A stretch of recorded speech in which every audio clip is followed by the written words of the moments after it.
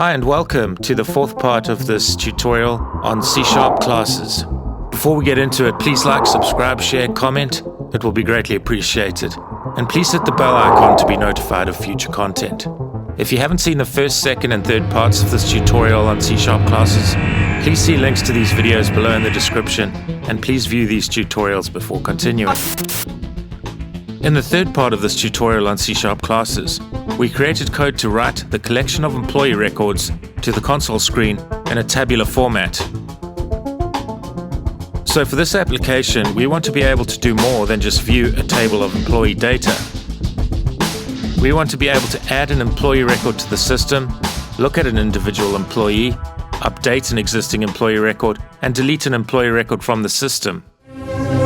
So in the main method, let's first create a user-friendly navigation mechanism where the user can easily access the create, read, update, and delete screens that we'll create during this tutorial. So let's create a while loop. The condition for the while loop will be basically that the main application screen should persist until any key other than C, R, U, or D is pressed. If a key other than C, R, U, or D is pressed, the next instruction to be executed will be outside the while loop, and the application session will effectively end. So when the user first starts a session, a table of employee data is presented.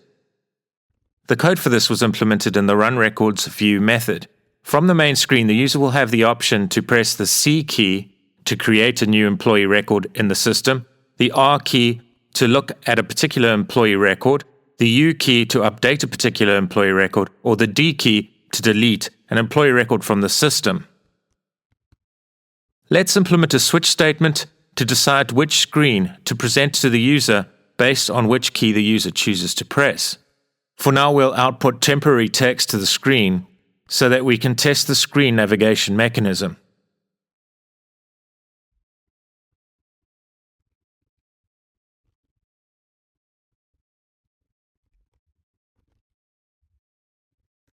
Note that the code within the default section of the switch statement sets the BLN end variable to true. If this section of the switch statement is executed, it means the user has pressed a key that is not either C, R, U, or D, and will result in the while condition returning false. This means the user session with the employee CRUD application example application will be terminated. Note that I've used what is known as Hungarian notation as the naming convention for the BLN end variable. The BLN prefix tells us at a glance that the variable is defined as Boolean. Hungarian notation should not be used here, and camel case is the recommended naming convention for naming local variables.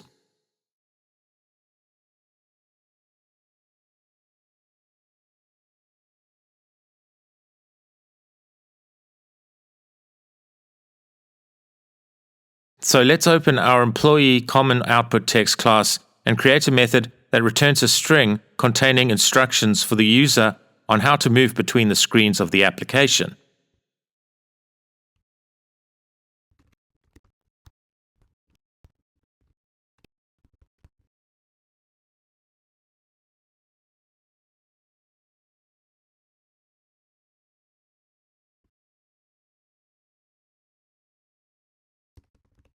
Let's write the code in our main method to display these instructions to the console screen, which will be presented below the tabulated employee data.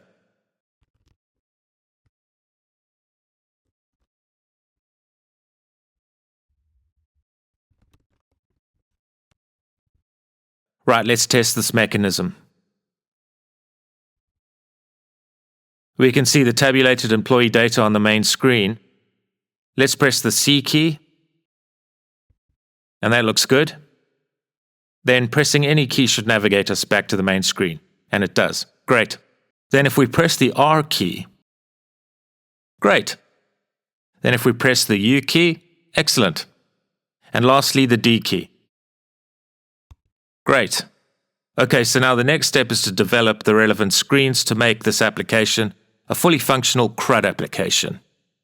So let's start with the create screen. Let's add another class to the views folder, and let's name this class employee create view. Let's make it a public class, and let's ensure that we add the appropriate using directive so that we can directly access the members in the employee component.data namespace.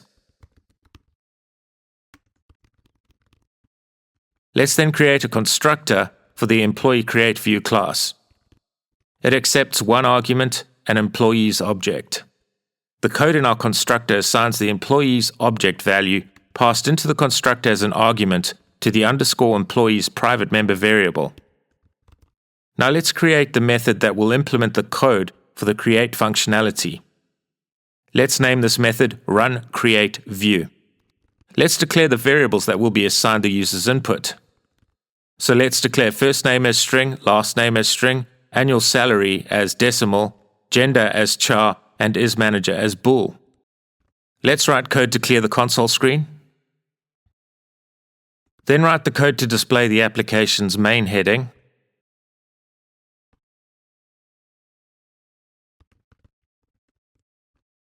And now let's create a specific heading relating to the functionality we are implementing, namely creating a new employee record in the system. So let's open the employee common output text static class. Let's implement a static method that returns a string value that for the purposes of this demonstration we'll hardcode to add employee. Note that in a real-world application we'll probably use a configuration file to store the common output text, but in this application the employee common output text static class serves as an example of the use of a static class and static methods.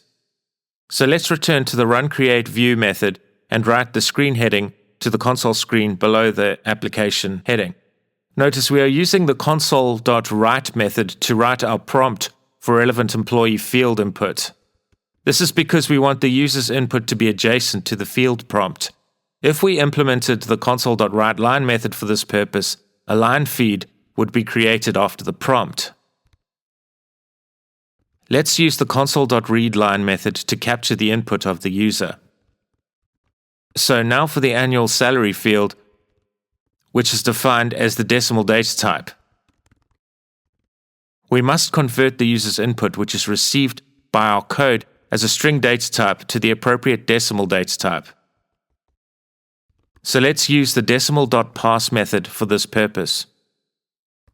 Note that certain local settings on a user's PC might expect a comma as the decimal point, i.e., as the symbol separating the whole number part of a value from the fractal part of a numeric value. In order to ensure this application consistently expects a full stop symbol for this purpose across all PCs, we can include two arguments passed to the decimal.parse method. The first argument is the user's input, denoted by the console.readLine method. This will be the value we wish to convert from string to decimal. The second argument is the numberstyles.allowDecimalPointEnum list item, and the third argument is the invariant culture item. So the last two arguments of the decimal.parse data conversion method will ensure that the full stop symbol will not throw an exception for users whose local settings are configured to expect a comma as the delimiter for numeric values that contain both whole number and fractal parts. So you can see red squiggly lines under these two arguments. And we can fix this by hovering our mouse pointers over one of the red squiggly lines, then clicking Show Potential Fixes, then clicking the option labeled Using System.Globalization. And now the red squiggly lines disappear because Visual Studio has added the System.Globalization directive at the top of our code. So we need to convert the input for the gender field from string to char. We also need to convert the isManager input data from string to bool.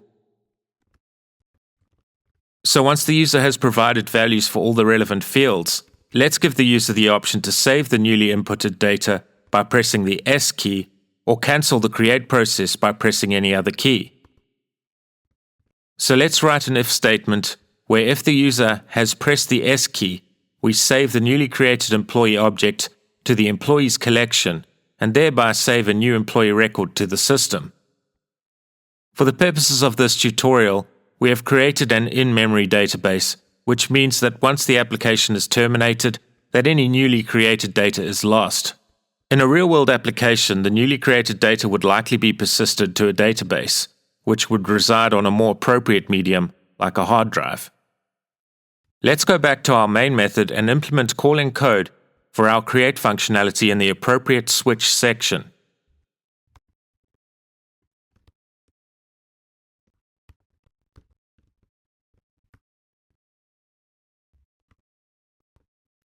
Let's include code before the while loop and use our factory class to return a new employee create view object. So we need to first create the appropriate method in our factory class, and let's name this method employee create view object. The code implemented for this method handles the construction of an employee create view object. Let's go back to our main method and call the employee create view object method to return an object derived from the employee create view class. And because the employee create view object is a static method, we do not need to create a new employee object factory object from the employee object factory class. We can simply call the employee create view object method directly on the employee object factory class. This is because the static keyword in a method definition means the method is a member of the employee object factory class and not a member of the object derived from the employee object factory class. Note that it is not possible for calling code to create a new object from the employee object factory class because the static keyword appears in the class definition for the employee object factory class. The employee object factory class is a static class.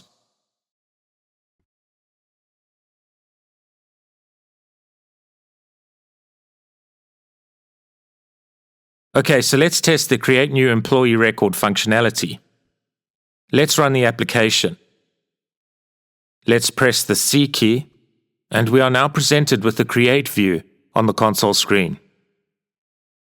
And we are being prompted to add an employee to the system. So let's fill out the necessary fields to do this. Let's enter the first name of the new employee, then press the enter key to confirm the input. And repeat this process for all the employee fields. And we are now being prompted to press the S key to save our input or press any other key to cancel. Let's press the S key. Great, we have been returned to the main screen and can see that the newly created employee record is presented in our tabular representation of employee records. So let's look at the code in our main method where we are calling the employee object factory class to return relevant objects. Here we are using a technique for creating all the objects for our application when the application first loads, and this technique is known as eager loading.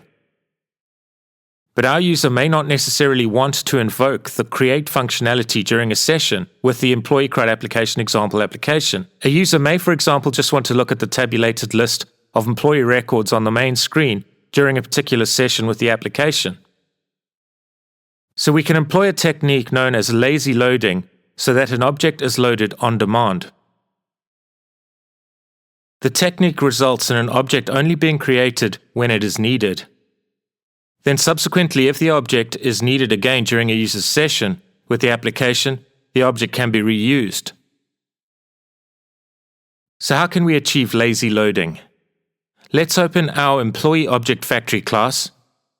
At the top of the employee object factory class, let's create a private static variable of type employee create view and name it _employee create view. Remember, a static variable is a member of the actual type, i.e. the class itself, and not an object derived from the type or class. Using the static variable to store our object will allow the object to be instantiated once, and as mentioned, the object can be reused throughout a user's session. Let's go to our employee create view object method and modify the code. This code implementation checks to see if the static variable we have just defined, the variable named _employee create view, is null. If it is null, the employee create view object method creates a new object and assigns the object to the _create view object static variable. If the create view object is not null, then the employee create view object simply returns a reference to the already created object stored in the _create view object static variable. So let's go back to the main method, and we only want to instantiate an employee create view object if the user elects to add a new employee record to the system. So let's cut the implementation of the employee create view object method and paste it to the appropriate section of the switch statement. So we have just implemented lazy loading for the employee create view object.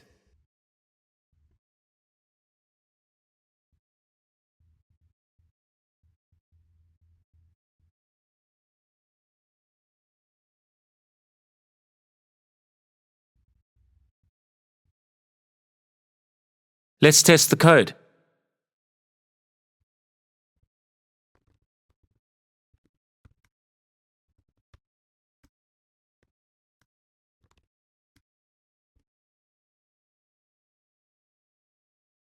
And the result is as expected. So let's implement code for the R or read part of the CRUD application. So when a user presses the R key, the code will then prompt the user for the ID of the employee record that the user wishes to view. The read screen containing details for the relevant employee record is then displayed to the user. Let's create a new class named Employee Read View in our Views folder in the Employee Component project. Let's make sure it is a public class. Let's create a private member variable named _employees that is defined as the employee's type. Let's then create our constructor. It accepts one argument, which is an employee's object. The code implementation for the constructor assigns the passed-in object to the private member variable named _employees. So let's create the method responsible for generating the read view. Let's name this method runReadView. This method contains no parameters. The method does not return a value, and this is denoted by the void keyword. Let's implement the code for the runReadView method. Let's write the code to prompt the user for the ID of the employee record that the user wishes to view. The prompt will appear to the user on the main screen. Once the user presses the Enter key to confirm that the user has entered an ID for an employee record, the screen is cleared, and the read view is presented to the screen. Let's write the code that outputs the application heading to the console screen. Let's then write the code to find the relevant employee record within the employees collection. So we can do this by using the find method, which accepts the ID of the relevant employee record as an argument. Let's write an if statement to assess whether the relevant record exists within the employees collection. The condition for the if-else statement reads like this. If the find method does not return -1, this means that the relevant employee record has been found in the employees collection. Else the employee record has not been found in the employees collection. The else part of the if statement will simply output a message to the screen stating that the employee has not been found. Let's open the Employee Common Output Text class and create a static method that returns a message stating that the employee cannot be found.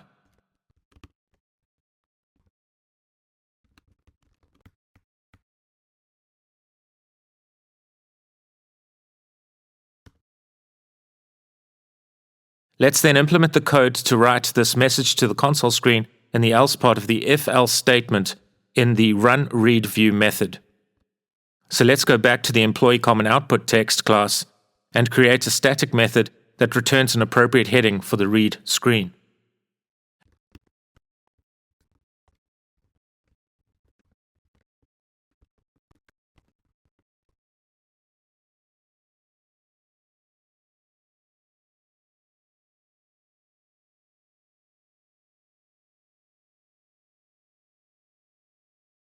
Let's go back to the Employee Read View class and reference the found employee record by using the index returned by the find method to retrieve the relevant employee object from the employees collection. Note, we can do this because we created code within the employees class so that the class can serve as an indexed collection of employee objects.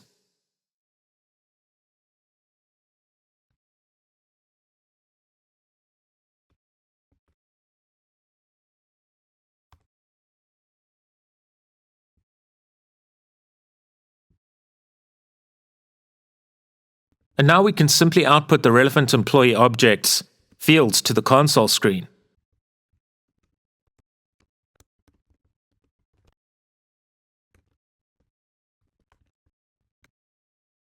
Let's finish off by instructing the user that the user is able to press any key to return to the main screen. The next step is to open the Employee Factory object class and implement code so that the Employee Read View object can be lazy loaded.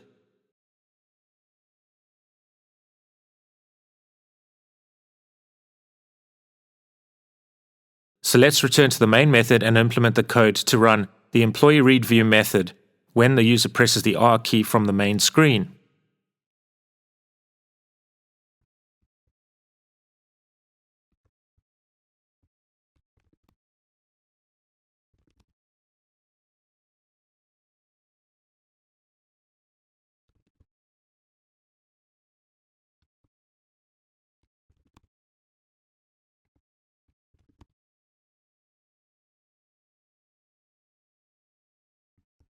Let's test the code. Let's press the R key. We are now prompted to enter the ID of the employee record we wish to view. So I'm going to enter the ID of 2. And we can see the employee details for Andrew Jones presented to us on the read screen. This is an expected result. And for good measure, let's view some of the other employee records.